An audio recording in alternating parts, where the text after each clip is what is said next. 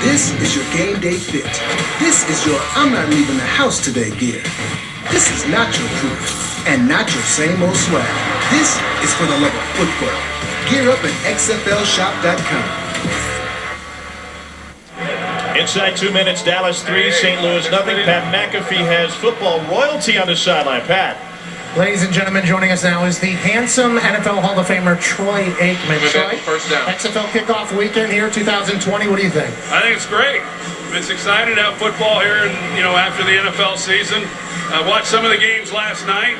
Come here tonight, support my guy Daryl Moose Johnston and his team, the Renegades, and it's been fantastic. You said you were sitting in the box with him, getting a little inside information. He's the acting general manager, basically, for this team for Stoops. What have you learned? Well, I've learned that it happens all really, really fast. A 25-second play clock, which I love. I think there are some things within this game.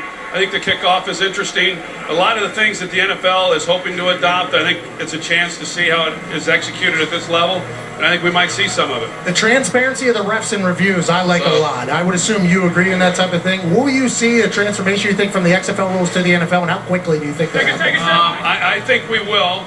And it gives the NFL a chance to kind of see how it's adopted here in the XFL and how it's received and how it works and all those things. Dean Blandino, of course, he's been involved. Troy, jeez, Troy, get out of the way, Troy. You're going to get me killed over here, aren't you? Troy's like 120 pounds right now. He looks incredible. Last question before I let you go. How about the communications from the coach to all of the players on the offense? Do you think that's something the NFL should have done? I like it. Now, I was told it was not all the players, but most of the players. I'd like to see it adopted to all the players. I think it's somewhat of a game changer. I'd like to see the coaches be able to talk to the defensive players, all of them as well. I don't see any reason why that would be necessarily a negative. I think it's a real positive. So I like I think this league's got a real chance, and you're involved, so that gives me hope. All right, Troy. Thank you, man. I appreciate you.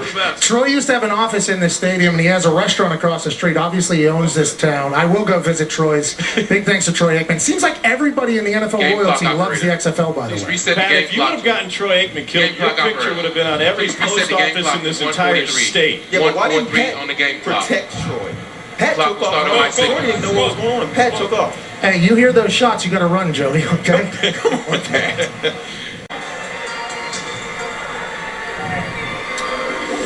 I am on the sideline here with Jordan Ta'amu, who just got dapped up for leading the team. Your first half of professional football coming to an end here with a touchdown. How do you feel out there? I feel good. Never had much possession going in, so as soon as we start moving, I think our offense is really good as a team. So once we get the ball, we're going to keep driving and move fast. Oh, so you were moving, then you guys would shoot yourselves in the foot. It seemed like earlier, then you finally get it in there. What are you looking to take into the second half, you think? Hey, less penalties, less false starts, and just keep moving as an offense, as a team, and we all play together. And no penalties, like I said. So I like where his head's at, Tom. I really do. He's such a calm guy for being 22. Yeah, he's chill. I mean, what is he, Hawaiian? Yes, he is. He went to New Mexico Military College. He said, I was so frustrated, I wanted to quit at one point, but we had to shave our heads, and I couldn't imagine going back home with a shaved head. Here we go. That was a real excuse, by the way. Coach, first ever half coaching in the XFL here. What have you learned about your team that you'll talk about in a half? Yeah, just we've been a little bit short on some third downs, fourth downs, just a little better execution. In some of those situations, we got a chance to keep the ball and stay on the field. Your offense has been efficient. You just haven't been able to score points. How does Hal get that offensive bunch over the mountain? Same thing. I think we got to hit a few big plays. We haven't had really any big plays, and then execute on third down a little bit better. But we need better run defense on against them as well. Have you enjoyed being back out here, Coach? I love it. Absolutely. For the love of football, Coach Stoops, and us here in Dallas, Tom Hart. 1,133 days since Bob Stoops last coached in a game. He personally has a 10-game win streak on the line today. That's how it ended with Oklahoma. St. Louis 6, Dallas 6. We'll take inside the locker room. We've got more access coming and look back on the previous game today. It's the end of the first half here in Arlington. You're watching the XFL on ESPN. Welcome to St. Louis. Jonathan Hayes is with Pat McAfee. Coach Hayes, obviously tie game here, 6-6. What did you tell the boys at halftime? Well, we can't shoot ourselves in the foot. Hell, we have a couple of legal procedures. We put the damn ball on the ground. We got to eliminate those things. I think we're running the ball well. I think our defense is playing stout. We just got to finish it now. 12 years as a player in the NFL, 16 as a coach. How do you feel about your first half as an XFL head coach? I could still do a couple things better, too, myself. I got to make sure I stay on top of the situation. So we'll get it right, though. Coach, you're doing a hell of a job. Back to you, Tom. Well, there is almost a family feel to this one. Jonathan Hayes and Bob Stoops have known each other a long time. Along with Chuck Long, they all played together at the University of Iowa. And Stoops being from Youngstown and Hayes from the Pittsburgh area. Every time they'd go home for any break in college, they would ride together. It's a 9-hour drive from Iowa City to Youngstown. And then somebody would come over and pick up Jonathan and cover the rest of the way. They got to know each other very well. Hayes was on his first staff at Oklahoma. Chuck Long joined them there after Mike Leach left the staff. But St. Louis got a touchdown pass from Jordan Ta'amu. And what a throw. On the money, goes up Russell, 6'4", 218. You put that ball up high near that goal post, and the defensive back will have trouble going up to get it with him. I'm here with Jordan now on the sideline. Jordan popped a big run down the middle of the field, showing some athleticism, and then he threw an absolute strike in the end zone. What was it about that drive that really got you guys going? You know, just the speed. I told the guys they can't hang with us. We just got to show them that each play, hey, next play, next play, next play. No matter if we lose yards or gain yards, it's the next play. So our goal was to score, so that's our goal. The rest of the game is keep scoring. Defense gets stops, and we're going to keep scoring. All right, great drive, Jordan. The composure's unreal from this kid. And yesterday we saw a lot of very tired interviews. I'm impressed with his conditioning there, able to talk. Yeah, especially after the longest play of the day was his 37-yard run to start the quarter. A lot of times you'll see with athletic quarterbacks, they pop off a big run, it gets them in rhythm. Oh, a nice pass is coming next because now they're back in their element. Shoelace. That is just a great defensive play call to send a blitz when a team is trying to run a double move when the quarterback has to hold the ball. 48-yard attempt now for Taylor Russolino. They're making a two-score game, and it is true. And St. Louis takes a 15-9 lead with 5:16 to go. Pat, it's been an amazing weekend already. What a way to cap this thing. It has been an absolutely wonderful weekend, which leads us to the man who's in charge of this thing, Oliver Luck. When Vince McMahon approached you about relaunching the XFL, could you imagine a much more successful weekend than this has been? Not my wildest dreams. Some great games. This one's a old-fashioned slugfest, a little bit of a barn burner in terms of the teams being so equally matched. So what a great opening weekend for us. I know you guys took 7 months to kind of test out these new rules. The reviews have been nothing short of spectacular. The kickoff rules, everybody loves. The extra point attempt, everybody seems to love it. Did you have a sense that it would have this overwhelming positive response? I thought the vast majority of football fans would like it because the underlying rationale, why did we change the kickoff, makes sense, right? And it makes sense not just for excitement, but for player safety as well. So we had a pretty good feeling that these rules were going to be well accepted by our fans.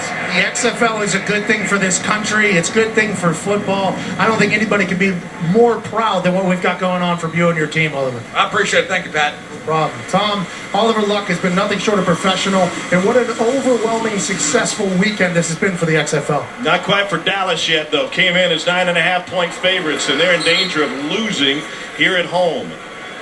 Marquise Young with the return. A couple of push-ups. I'm with Coach Hayes down here on the sideline. Coach, first game as head coach, first XFL game. How do you feel with the squad? Hey, feels great, especially against the guy that brought me into coaching, Bob Stoops. He's a hell of a coach. He's got a hell of a team. Well, I'm just happy we came out on top. What did you like from Ta'amu today? I liked his poise. I loved his poise, and he showed it. Hey, don't rub it in his face too much, Coach. Great job, Bob. Good. I'll say what, two men have a lot of respect for each other. Great game down here in Dallas. The Battlehawks just had a great game plan, and Ta'amu showed up. The surprise of the weekend that St. Louis is able to come on the road as 9.5-point underdogs and take down Dallas. Now, if you're looking for positives for this Dallas team, Landry Jones will be in action next week against Los Angeles. And Joey, seemingly this offense will look better with more of a deep threat with his arm. Yeah, I think you liked what Philip Nelson did there for a while in the first 3 quarters. It was fine, taking underneath throws, getting some first downs, moving the ball, didn't get a lot of points out of it. But it's in the fourth, when you need to go downfield, that's when you're in trouble when you're playing that kind of offense. And so Jonathan Hayes able to put together a 15-9 victory. St. Louis will stay on the road. They go to Houston next weekend. Jordan Ta'amu, the winning quarterback, saying about with Pat. Oos, it felt like you really hit a rhythm whenever you popped that long run. This second half was a completely different offense for you guys. What did you see out there? I just saw that they gave us the run all game, and it showed in the yards that the running backs did. That started with the O-line, and receivers helped out a lot with just dial side screens and just taking what they give us. And that's basically it. You're 22 years old. This is your first professional ball.